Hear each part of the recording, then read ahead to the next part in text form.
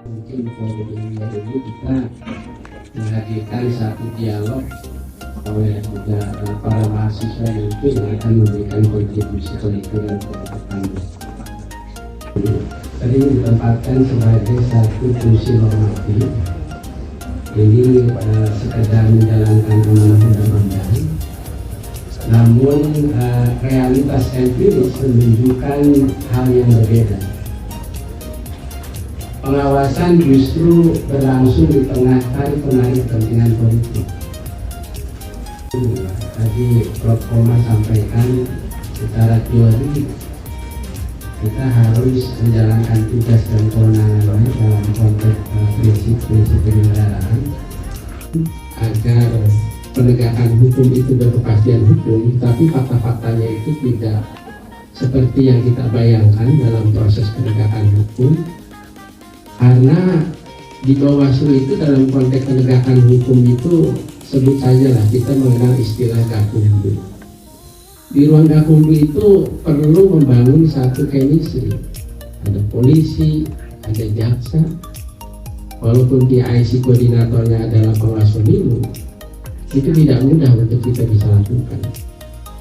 Rektor atau para dosen ya, sebagai mahasiswa pernah melihat bagaimana MK mengeluarkan putusan berkaitan tentang diskualifikasi pasangan calon di Barito Utara. Dua-duanya didiskualifikasi. Walaupun MK memakai pendekatan kualitatif, kalau Bawaslu tetap menggunakan kuantitatif berdasarkan sebaran. Apakah mereka melakukan politik uang berdasarkan terstruktur sistematisasi beberapa sebaran? Ini tidak mudah untuk bisa dilakukan. Saya sekarang suka merenung begini sebagai penyelenggara. Apakah dengan keluarnya putusan MK kemudian dilakukan PSU itu selesai politik uang? Tidak juga. Malah kejadian di Barito Utara setelah keluarnya putusan MK lalu kemudian adanya PSU makin merajalela politik uang. Karena bagaimana norma hukum pengawasan bekerja ketika berhadapan dengan apa yang disebut realitas politik. Ini fakta di lapangan. Yang ada penuh dengan tekanan itu nggak mudah. Saya sejujurnya, memang selama saya di kampus saya tidak pernah diajarkan bagaimana etika atau teknik cara bersidang. Tapi teknik cara bersidang itu saya dapatkan di organisasi. Saya memimpin pelanggaran administrasi yang diperhadapkan oleh sebuah tekanan. Bagaimana nasib partai politik ini lolos atau tidak? Ini fakta dan realita. Diskualifikasi. Tetapi ya, undang-undang mengatakan demikian ketentuan di pasal 147 itu KPU itu memeriksa kembali, mengkaji lagi. Dia tidak langsung dilakukan eksekusi untuk merekomendasi menjalankan apa yang menjadi rekomendasi Bawaslu. Tapi aura itu hadir.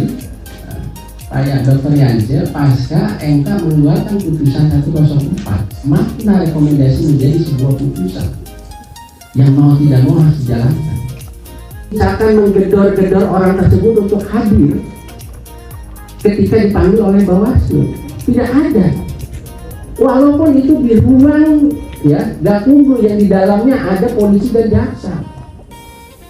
Nanti mungkin adik-adik bisa lihat ya di Undang-Undang 7 2017 di ketentuan pasal 480 ayat 1 kita mengenal istilah in absentia, tanpa kehadiran terdakwa atau tanpa kehadiran tersangka. Walaupun sudah ada jurisprudensinya di Jawa Tengah. Tapi ketika masuk di ruang rejim pilkada dengan pola 3 hari ketika dibutuhkan keterangan tambahan 2 hari, 5 hari, dipanggil nggak datang, kedua nggak datang, buktinya udah kuat, waalaikumsalam itu Pak Komar, Pak Rektor. Karena apa? Basi, waktunya udah selesai. Sementara kita punya hukum acara 7 hari sejak diketahui, lewat dari 7 hari selesai. Ini saya ingin membuka cakrawala buat mahasiswa bahwa begitu banyak dinamikanya dalam proses penyelenggaraan pemilu itu. Pertanyaan ketiga, apakah Bawaslu memiliki kapasitas kelembagaan yang cukup menjaga integritas pemilu di tengah tarikan kepentingan yang begitu kuat? Jadi yang disebut penyelenggara pemilu itu ANSI, tidak hanya Bawaslu. Nah, kalau misalkan penyelenggara pemilu ini masuk angin, ya, dia dilaporkan oleh DKPP, taruhannya itu adalah pemecatan. Walaupun ada di kamar sebelah yang pernah dipecat. Ya. Dan inti buku ini adalah bahwa interaksi kepentingan tidak selalu harus dianggap sebagai hambatan. Ia adalah realitas demokrasi yang tak terelakkan. Termasuk juga dalam sistem politik yang terbuka, kepentingan akan selalu berinteraksi. Kepentingan ini akan selalu berkompetisi, bahkan berkonflik.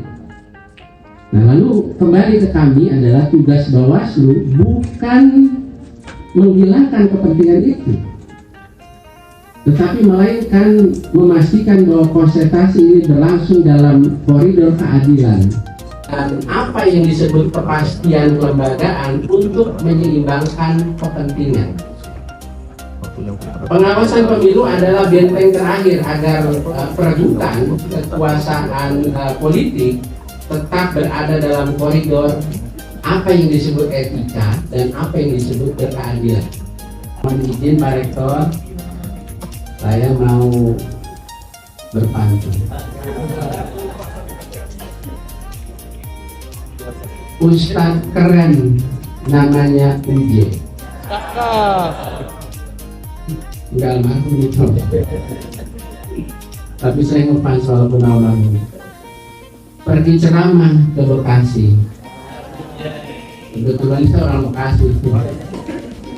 Bawaslu hadir di UNJ dalam giat literasi.